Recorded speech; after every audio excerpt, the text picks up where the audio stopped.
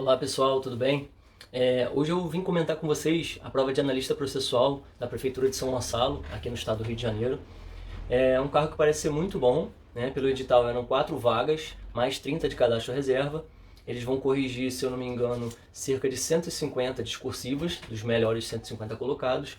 E a remuneração inicial, no edital está escrito R$ 1.406, mas que com as gratificações, que provavelmente são de produtividade, mais todos os benefícios, chegaria a 5.113. Portanto, uma excelente remuneração aí a nível municipal. Vou corrigir com vocês as questões de legislação e de conhecimentos específicos, que é direito propriamente dito. A parte de língua portuguesa estava tranquila, noções de informática, coisas bem específicas, né? De teclas de atalho, de códigos nas planilhas do Excel, raciocínio lógico também cabeludo, né? Para quem não curte muito essa área de exatas, nem vem estudando.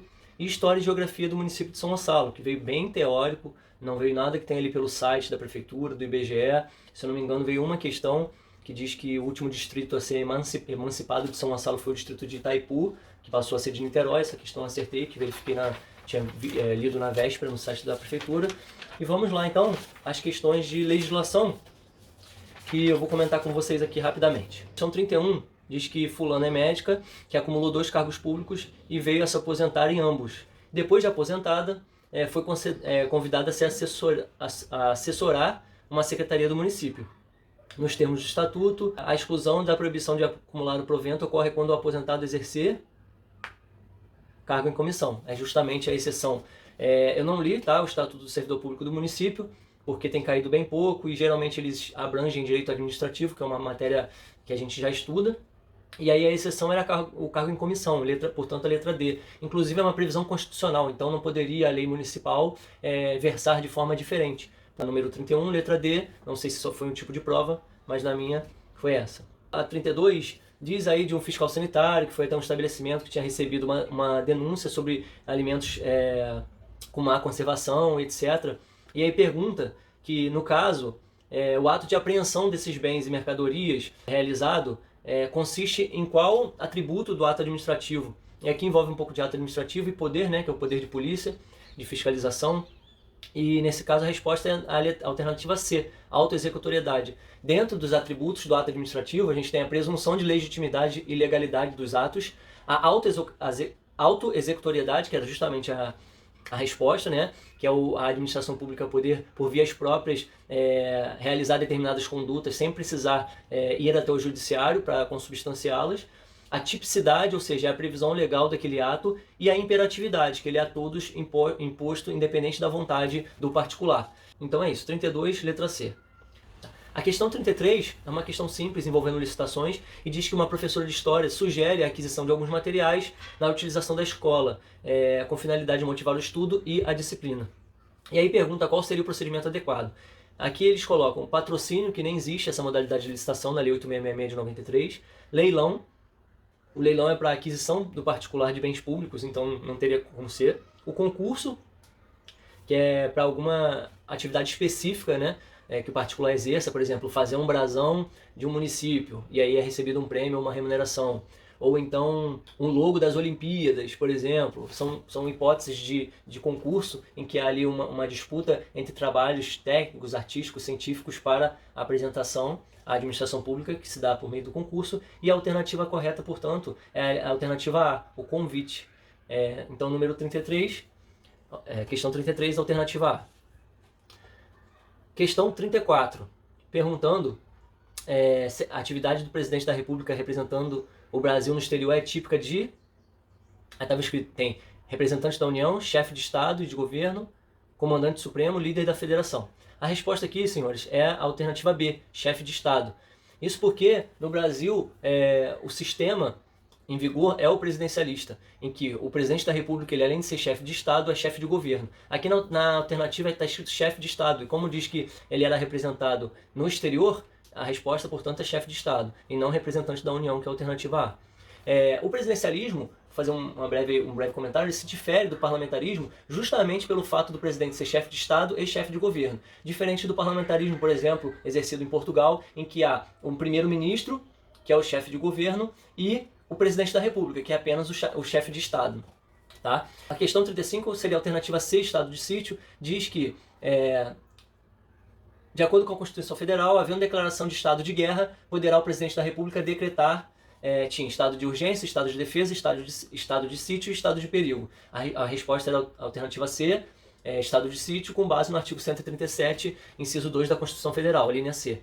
Eu acredito que essa questão seja passível de recurso, porque no conteúdo programático do edital, né, que faz o edital é como se fosse a lei entre a banca e o ente público e os candidatos, ele só prevê até o artigo que trata das funções essenciais à justiça, que eu acho que termina ali no 135, por aí da Constituição. E esse artigo é o 137, por isso é o artigo que trata de defesa das instituições, etc. Então acho que caberia recurso nessa questão. Agora, nos conhecimentos específicos, a questão 36 era a alternativa C, porque diz que verificou-se muitas enchentes, provocado por excesso de chuvas consideradas imprevisíveis, e aí nos termos da Constituição a administração gostaria de contratar por tempo determinado para atender a necessidade temporária de excepcional interesse, que são os termos do artigo 37, inciso 9 da Constituição Federal, que trata desse interesse público, quando houver essa necessidade temporária excepcional. A gente está tendo o caso aí de Petrópolis agora, então se a Prefeitura de Petrópolis, o Estado do Rio de Janeiro embasasse bem, né, o seu procedimento administrativo, dizendo que tem necessidade de contratar temporariamente profissionais, poderia invocar esse artigo inciso da Constituição Federal. Portanto, é a alternativa C, a questão 36. A questão 37, ela tratou da análise das contas do Poder Executivo Federal. Perguntou ao TCU, né, compete apreciar as contas do Presidente da República em auxílio ao Congresso Nacional. E perguntou mediante o que ele auxiliaria. E aí, a parecer prévio, é uma resposta bem tranquila. As outras alternativas eram análise aprofundada, encontro de cálculos, decisão fundamentada, não. Era parecer prévio, a letra D, com base no artigo 71, inciso 1 da Constituição Federal.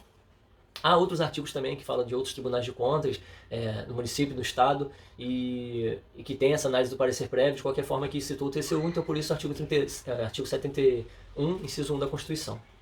O outro perguntou que fulano é advogado e representa um partido político que não tem representação no Congresso Nacional. Essa informação é importante, porque apenas os partidos políticos com representação no Congresso Nacional podem ajuizar a ação direta de constitucionalidade. E aí visava impugnar uma determinada lei federal.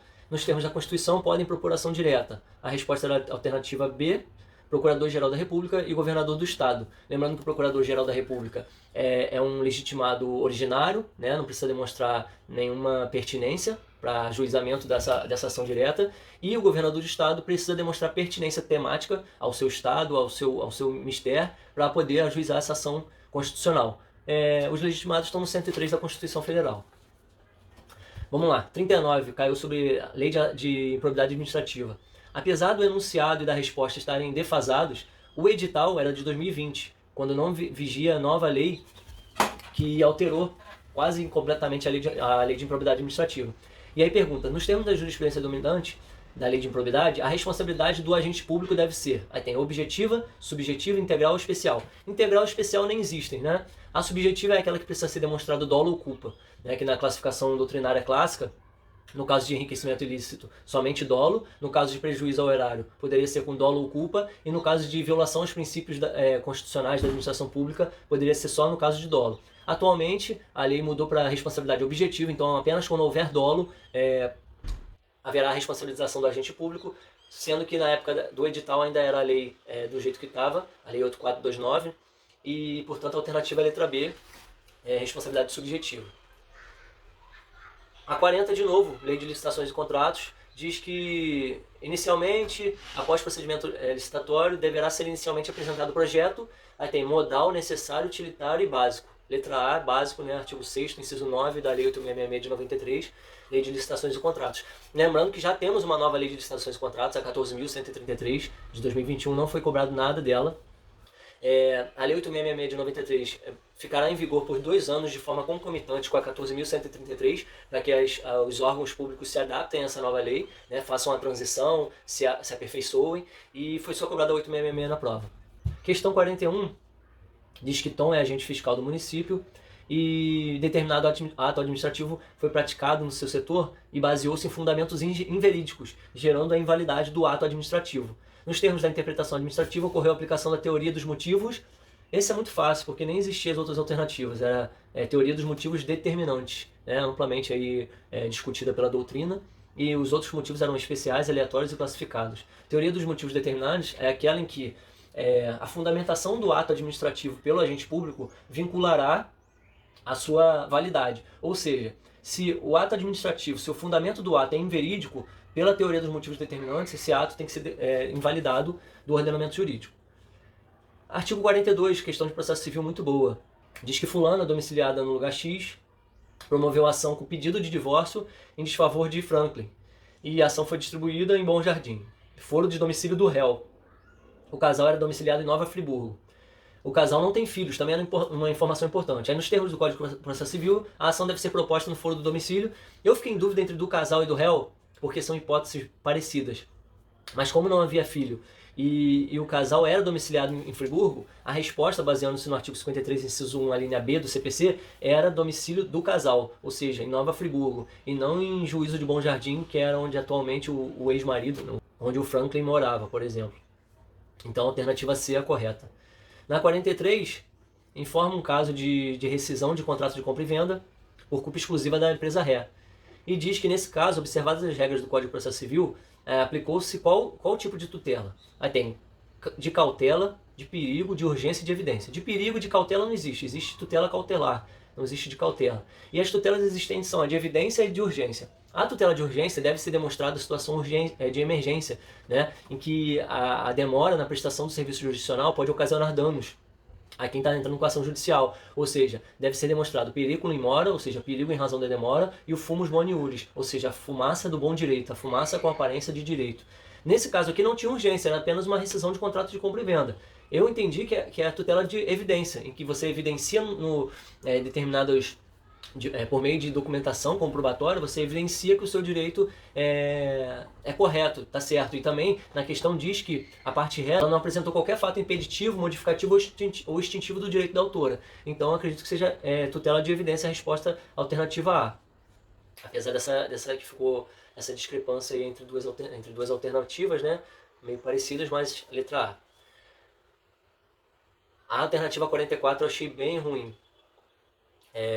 Haviam duas situações aqui, duas sociedades brigando judicialmente, né, disputando judicialmente, e diz que após a instrução do processo houve a sentença de procedência do pedido, havendo recurso de apelação. Antes do efetivo julgamento, o magistrado relator do recurso abriu vista para que as partes se manifestassem sobre possível ilegitimidade ativa, tema que nunca foi aduzido no processo. Bom, nos termos do Código de Processo Civil, houve a violação do princípio da duração razoável do processo? Não, porque aqui não diz que o processo foi rápido demais ou demorou muito, enfim. Não dá para inferir isso. Violação ao princípio da inafastabilidade da jurisdição? Não, porque aqui estamos exercendo seus direitos dentro do processo judicial, então não há que se falar em afastabilidade, né, da jurisdição nesse caso. A letra C, em aplicação do princípio da dignidade da pessoa humana, também não tem nada a ver, principalmente olhando pela vertente processual. E a letra D era a aplicação do princípio da não surpresa. Na verdade, a vedação da não surpresa, que eu achei que não era muito adequado para essa questão, mas que era a que mais se encaixava, né? Uma vez que o magistrado relator ele abriu vista para que as partes se manifestassem por uma matéria que elas não tinham aduzido em juízo. Então, por isso, a aplicação do princípio da não surpresa. 45, Código Direito Civil.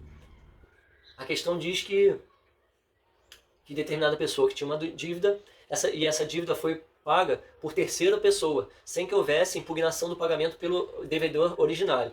Aí está dizendo que nos termos do Código Civil, quando o pagamento não é feito pelo devedor, mas por um terceiro, este terceiro tem direito aí tem subrogação, reembolso, compensação e juros. Compensação e juros não tem nada a ver, reembolso também não é o instituto jurídico cabível. Está dizendo que tem direito à subrogação, ou seja, quem pagou a dívida pela pessoa se subroga no direito de cobrar dessa pessoa pela dívida. Artigo 259, parágrafo único do Código Civil. Questão 46, direito do trabalho. Elis atuou como sócia na empresa BIA Limitada. Após anos de sucesso empresarial, resolveu retirar-se da sociedade, ou seja, um dos sócios se retira da sociedade. Nesse caso, a responsabilidade solidária do sócio retirante, desse sócio que está saindo, pelas obrigações trabalhistas, depois de averbada a modificação do contrato, permanece somente em ações ajuizadas ou seja, o sócio se retirou da empresa. As dívidas trabalhistas dos atuais funcionários dela, elas poderão ser cobradas desse sócio que se retirou até 2 anos após a retirada. Passados 2 anos, só pode cobrar dos sócios atuais dessa empresa, não vai poder cobrar do sócio que se retirou. Portanto, era a alternativa A, 2 anos. Tinha a alternativa B, 3, 4 e 5 anos. Artigo 10A da CLT, Consolidação das Leis do Trabalho. 47, eu entendi que também era de direito civil, né? Apesar de que algumas matérias, né, têm interdisciplinariedade, pode ser aplicado em mais de um, mas basicamente era assim: um contrato de locação, havia cláusula contratual prevendo o pagamento seria na sala do locador, situada no município X. Alegando dificuldade de remoção, a outra parte do contrato perguntou se poderia pagar por transferência bancária, o que foi acolhido e aceito durante 2 anos pelo locador. Ou seja, Instituto da Suprécio ou Surrécio, né? Em que pese a determinação contratual dizendo que o pagamento deveria ser feito no estabelecimento no município de São Gonçalo, uma vez que o locador aceitou essa nova forma de pagamento, surgiu para o devedor o direito de continuar pagando por essa forma, qual seja a transferência bancária. Então não poderia alegar descumprimento do contrato, tendo em vista a boa-fé contratual, enfim, do locador, do locatário, no caso. E aí pergunta: nos termos dos princípios aplicáveis atualmente aos contratos, o comportamento do locador deve ser considerado, aí está escrito, contraditório, por confrontar a execução do contrato. Por quê?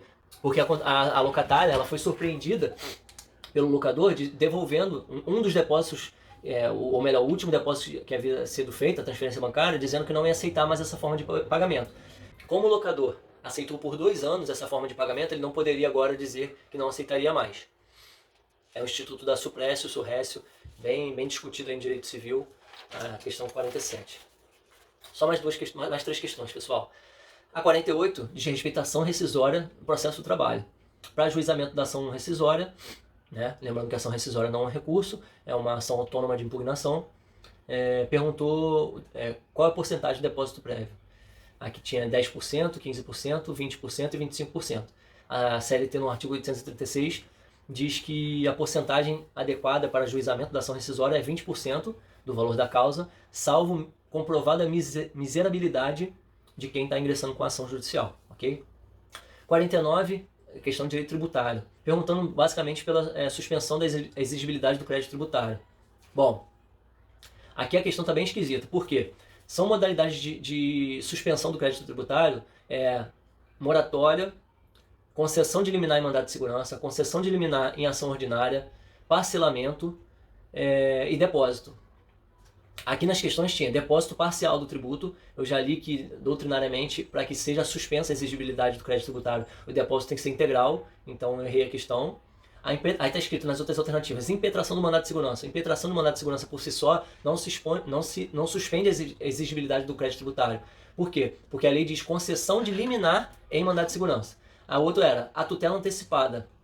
A tutela antecipada, Instituto de Processo Civil, ou melhor, a tutela antecipada é um instituto de processo civil. O CTN diz que a concessão de tutela antecipada, ou seja, uma coisa é a tutela antecipada, instituto que antecipa a satisfação final do que se pede em juízo. Outra coisa é a concessão pelo juiz dessa tutela antecipada. E a lei diz que a concessão da tutela antecipada suspende a exigibilidade do crédito tributário. Portanto, ao meu ver, essa questão passível de anulação, e o outro, a letra D, era o procedimento comum, não tem nada a ver. A 50 também, a questão 50, mais uma boa questão de direito tributário, e basicamente perguntando sobre o que extingue o crédito tributário. A de cima era a suspensão da exigibilidade do crédito tributário, a 49, e a 50 era a extinção do crédito tributário. Nos termos do artigo 156, inciso 2 do CTN, a compensação tributária é uma forma de extinção do crédito tributário. Aqui estava escrito: decisão administrativa favorável pendente de recurso, ou seja, não transitou em julgado, não poderia extinguir o crédito tributário, portanto, após ser julgado procedente pedido judicial pendente de recurso sem efeito suspensivo. Acredito eu que também não, uma ação judicial julgada favorável pendente de recurso, portanto não transitada de julgada, não tem o condão de suspender, de extinguir o crédito tributário. E a outra era decorrente de perempção. Isso não é uma hipótese prevista em lei, então eu botei através da compensação tributária nos termos da lei de regência, no caso do CTN, alternativa C. Essas foram as questões objetivas, pessoal. Com relação à questão discursiva, eu não tinha lido esse julgado, foi um informativo, é uma surpresa para essa banca que se atém tanto à letra da lei e à doutrina. E a questão, basicamente, era que o setor de análise processual do município de São Gonçalo recebeu um texto de lei apresentado por um determinado vereador que estabeleceu a obrigatoriedade de prestação de serviço de empacotamento para os estabelecimentos comerciais, né? Então aqueles ali no caixa, a pessoa que empacota as compras para a pessoa, para o consumidor e tal. E antes do término dessa análise, o projeto foi aprovado por unanimidade de votos e passou a ter validade no todo o município de São Gonçalo. Logo após foi proposta ação direta de inconstitucionalidade, que na verdade há uma tecnia aqui da banca, porque o certo seria a representação de inconstitucionalidade, visto que foi no Tribunal de Justiça Estadual. Foi proposta uma ação direta de inconstitucionalidade da norma municipal perante o Tribunal de Justiça do Estado e, por decisão do órgão competente, declarou inconstitucional. Dessa decisão, o município de São Gonçalo apresentou recurso cabível e pediu para destrinchar aspectos processuais e constitucionais. Bom, eu expliquei inconstitucionalidade material ou nomostática, inconstitucionalidade formal ou nomodinâmica, expliquei os dois institutos, disse que caberia passar pela assessoria jurídica esse projeto de lei antes dele ser deliberado no plenário. Informei ainda que existem dois tipos de pareceres, né? O vinculativo, o obrigatório, o obrigatório e o facultativo.